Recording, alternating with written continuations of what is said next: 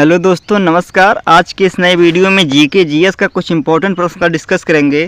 तो चलिए फ्रेंड, हम शुरू करते हैं। प्रश्न नंबर 1 से, भारत की पूर्व से पश्चिम तक की लंबाई कितनी है?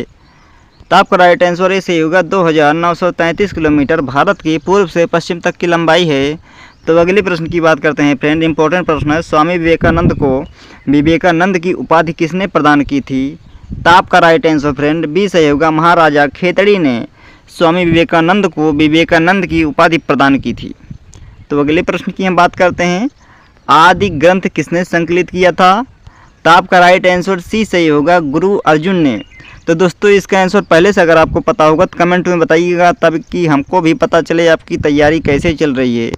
तो अगले प्रश्न की बात करते हैं, रानी पद्मिनी के पति का नाम क्या था?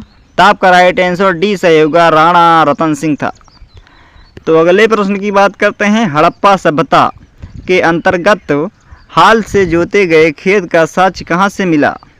तो आपका राइट आंसर ए सही होगा, कालीबंगा से मिला। अगले प्रश्न की बात करते हैं, नॉर्वे में अर्धरात्रि के समय सूर्य कब दिखाई देता है? आधी रात में, रात को 12 बजे में सूर्य कब दिखाई देता है? तो आपका राइट आंसर भी सही होगा, 21 जून को दोस्तों दिखाई देता है। इंपॉर्टेंट प्रश्न है। अगले प्रश्न का बात करते हैं हम, किस महाद्वीप की संरचना अंग्रेजी के एस अक्षर की तरह होता है? एस अक्षर की तरह किस महाद्वीप की संरचना अंग्रेजी के एस अक्षर की तरह होता है? आपका राइट आंसर दोस्तों सी सही होगा, अटलांटिका।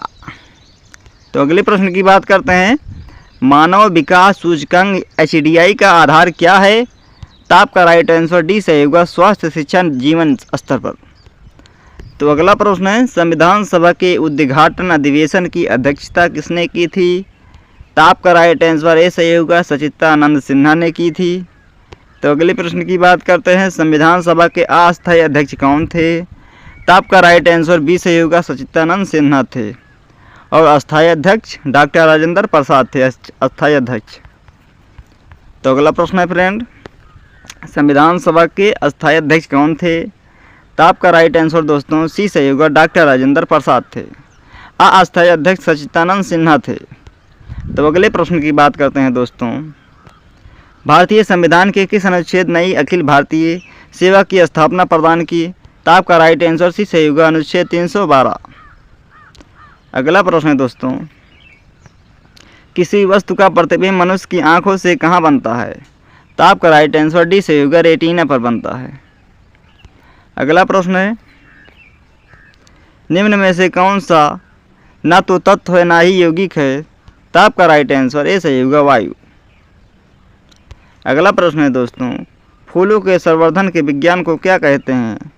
तो आपका राइट आंसर बी सही होगा, फ्लोरिकल्चर कहते हैं, फ्लोरिकल्चर कहते हैं। तो अगला प्रश्न है, चरक और नागार्जुन किसने दरबार की शोभा थे? तो आपका राइट आंसर सी सही होगा, कनिष्क थे। तो अगला प्रश्न है, प्रसिद्ध विरूपाक्ष मंदिर कहाँ अवस्थित है? तो आपका राइट आंसर डी सही होगा, हम्पी में अवस्थित है। तो अगला प्रश्न है, 1857 के संदर्भ में किसने कहा ब्रिटिश शासन को उखाड़ फेंकने के लिए भारतीय जनता की क्रांति? तो आपका राइट आंसर ए सही होगा, कार्ल मार्क्स ने कहा था। तो अगले प्रश्न की बात करते हैं, वर्ष 1939 में कांग्रेस को छोड़ने के पश्चात सुभाष चंद्र बोस ने किस दल की स्थापना की? तो आपका राइट आंसर भी सही होगा, फॉरवर्ड ब्लॉक ने।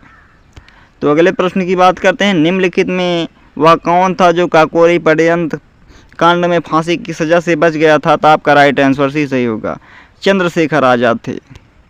तो अगले प्रश्न की बात करते हैं, नाच गाकर अपनी जीविका कमाने वाले दक्षिणी राजस्थान की जनजाति कौन सी है?